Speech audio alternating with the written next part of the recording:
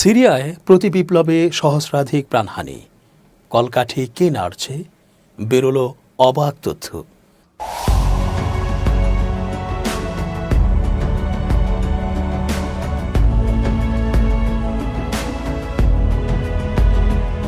আসসালামু আলাইকুম প্রিয় দর্শক, আমন্ত্রণ আজকের আলোচনায়।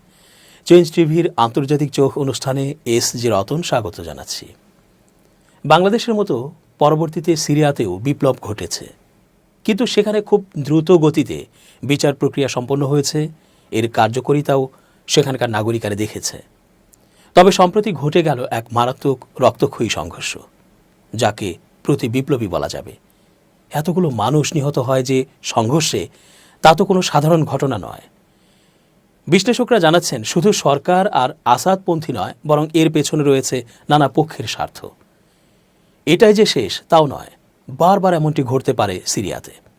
একটা বিপ্লবের পর যা হয় আর কি, এগুলো নির্মূল করে মূল বিপ্লব যদি শক্তিশালী হয়েই থাকে, তবেই তা টিকে থাকতে পারে। না হলে নতুন আরেক ইতিহাস হতে দেরি লাগবে না। সম্প্রতি সিরিয়ার নতুন শাসক আল শারা নিরাপত্তা বাহিনীর সঙ্গে ক্ষমতাচ্যুত স্বৈরশাসক বাশার আল আসাদের আলাউই সম্প্রদায়ের যোদ্ধাদের সংঘর্ষে হাজারের বেশি মানুষ নিহত হয়েছেন।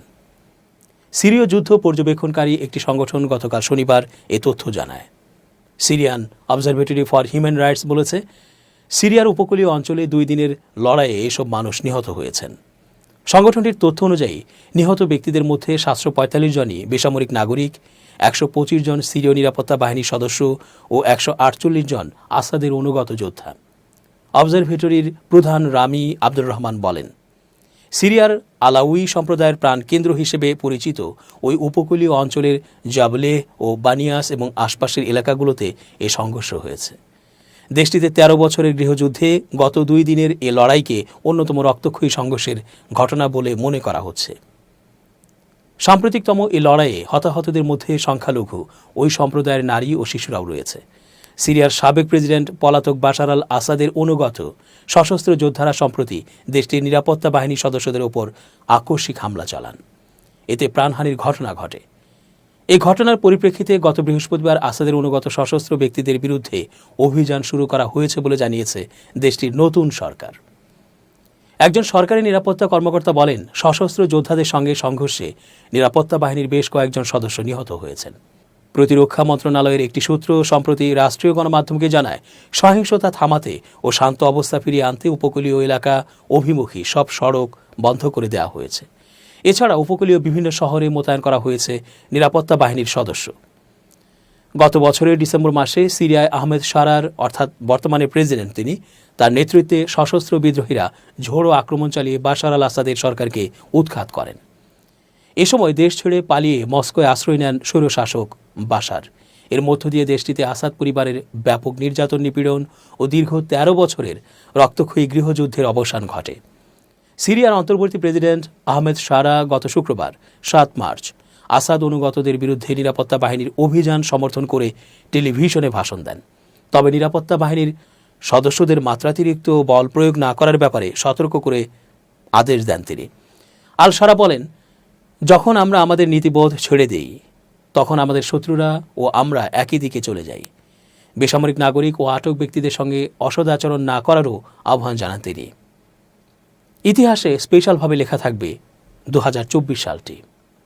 ইরান এর অক্ষশক্তি ও মিত্রদের জন্য যুদ্ধ সংঘাতের ক্ষয়ক্ষতি এবং মর্যাদা হানি হওয়ার দিক থেকে অন্য যে কোনো বছরের তুলনায় সবচেয়ে সংকটজনক বছর ছিল। ইসরায়েল তার গাজা নির্মূলকরণ যুদ্ধ অব্যাহত রেখেছিল। গাজায় ইসরায়েলিদের নিষ্ঠুর হামলায় 2024 সালে নিহত হয়েছে 30,000-এর বেশি সংখ্যক মানুষ। আন্তর্জাতিক ন্যায় বিচার আদালত গাজায় ইসরায়েলের যুদ্ধ অপরাধ নিয়ে একটি প্রতিবেদন দিয়েছে। গাজায় বেসামরিক জনগোষ্ঠীর বিরুদ্ধে ইসরায়েলি গণহত্যার অভিযোগে দক্ষিণ আফ্রিকা মামলা করার পর এই আদেশ দিয়েছিল আন্তর্জাতিক অপরাধ আদালত। গণহত্যামূলক যুদ্ধ অব্যাহত থাকায় রোজই হতাহতের সংখ্যা বাড়ছে। গাজায় ইসরায়েলি হামলায় মোট নিহতের সংখ্যা বেড়ে 250,000 ছাড়িয়েছে। আহত হয়েছে 1 লাখের বেশি। এছাড়া গাজার লাখ লাখ বাসিন্দা তাদের আবাস হারিয়েছেন। বিশ্ব খাদ্য কর্মসূচি বলছে, গাজায় এখন দুর্ভিক্ষ পরিস্থিতি ছড়িয়ে পড়বে, বিশেষ করে উত্তরাঞ্চলে খাবারের দাম যেভাবে বাড়ছে। দখলদারির ইতিহাসে সবচেয়ে কট্টর দেশ ইসরায়েল। ৭৫ বছরের বেশি সময় ধরে ইসরায়েল আগ্রাসন চালিয়ে যাচ্ছে দুই দেশের সার্বভৌমত্ব লঙ্ঘন করে। সে কারণেই দামেস্কে ইরানের কনসুলেট ভবনে বোমা হামলা করতে কোনো দ্বিধা করেনি। ইরানের রেভলিউশনারি গার্ডসের শীর্ষ কর্মকর্তাদের হত্যা করে ইসরায়েল তাদের আগ্রাসন বিস্তৃত করতে পিছ পা হয়নি। এর প্রতিক্রিয়ায় ইরান ইতিহাসে প্রথমবারের মতো ইসরায়েলে সরাসরি মিসাইল ও ড্রোন হামলা করে। যুক্তরাষ্ট্র, যুক্তরাজ্য, ফ্রান্স ও জর্ডান মিলে ইরানের মিসাইল ও ড্রোন মাঝ পথেই ধ্বংস করে দিতে সহায়তা করে। সম্প্রতি একটি সামরিক অনুষ্ঠানে ইসরায়েলের প্রধানমন্ত্রী বেনিয়ামিন নেতানিয়াহু সিরিয়ার বিপ্লবী সরকারের উদ্দেশ্যে একটি উত্তেজক বক্তব্য দিয়েছেন। আসাদ সরকারের পতনের পর সিরিয়াকে নিয়ে তার দেশের কৌশলগত রূপরেখাও তিনি তুলে ধরেন। নেতানিয়াহুর বক্তব্যে 3টি মূল বিষয়ের ওপর জোর দেওয়া হয়েছে।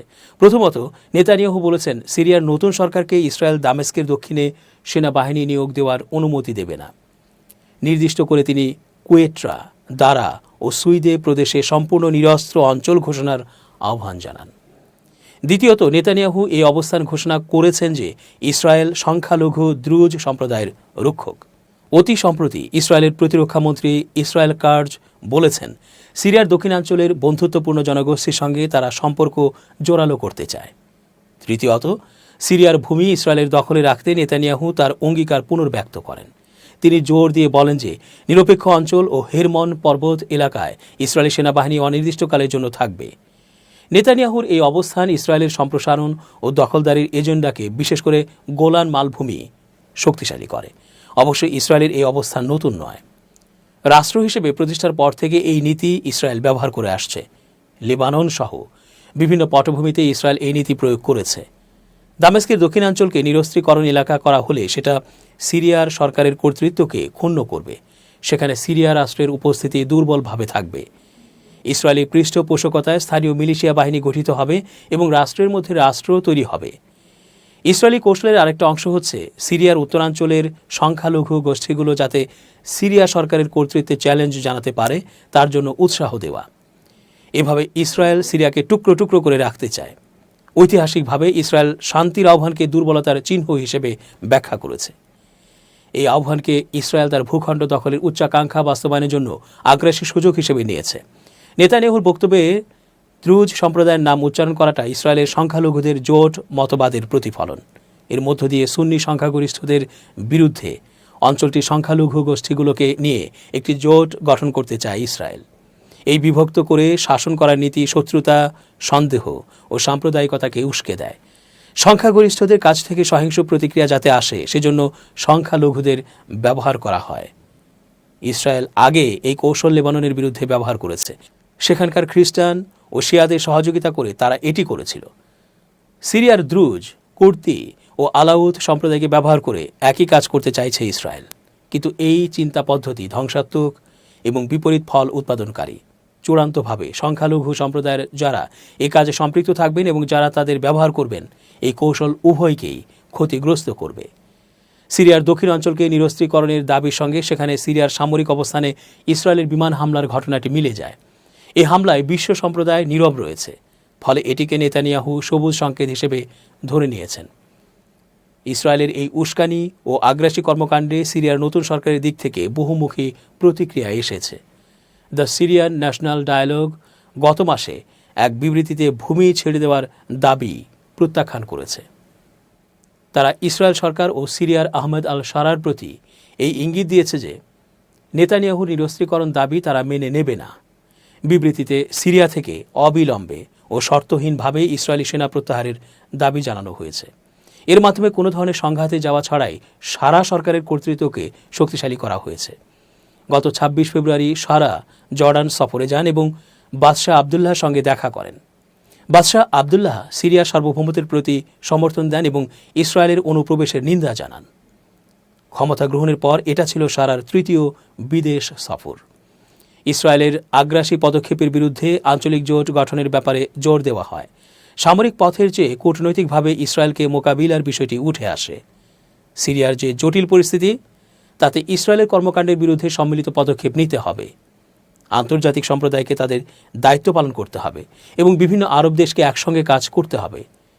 ইসরায়েল যদি সিরিয়াকে ব্যর্থ রাষ্ট্রে পরিণত করতে পারে, তাহলে আরব দেশগুলোর অবস্থান মারাত্মক ক্ষুণ্ণ হবে। আরব লীগ, জর্ডান, মিশর, সৌদি আরব, কাতার সহ অন্য দেশগুলো ইসরায়েলকে জোরালো নিন্দা জানিয়েছে। সবচেয়ে গুরুত্বপূর্ণ বিষয় হচ্ছে আঞ্চলিক শক্তি তুরস্কের সিরিয়ায় উল্লেখযোগ্য অংশীদারত্ব রয়েছে। স্থিতিশীল সিরিয়ার কাছ থেকে তুরস্কের অনেক কিছু পাওয়ার আছে। সিরিয়ার বিরুদ্ধে ইসরায়েলের আগ্রাসনে তাদের অনেক কিছু হারানোর আছে। গত ডিসেম্বর থেকে নেতানিয়াহুর বিবৃতি ও ইসরায়েলের আগ্রাসনের বিরুদ্ধে তুরস্ক তীব্র নিন্দা জানিয়ে আসছে। সিরিয়ায় ইসরায়েলের সম্প্রসারণবাদী প্রকল্পের নিন্দা জানিয়ে তুরস্কের পররাষ্ট্রমন্ত্রী হাকান ফিদান বলেছেন, নিরাপত্তার ছদ্মবেশে ইসরায়েল সিরিয়ার শান্তি ও স্থিতিশীলতা নষ্ট করছে। যদিও এখন পর্যন্ত তুরস্ক সংযত কূটনৈতিক তৎপরতার মধ্যে সীমাবদ্ধ রয়েছে। ইসরায়েলের সঙ্গে সরাসরি সংঘাতে না জড়িয়ে তুরস্ক সিরিয়ার উত্তরাঞ্চলের কুর্দি সংকটের ওপর বেশি জোর দিচ্ছে। দর্শক, আজ এই পর্যন্তই। শুভকামনা। changetv.press, এক ফোঁটা হলুদও নেই।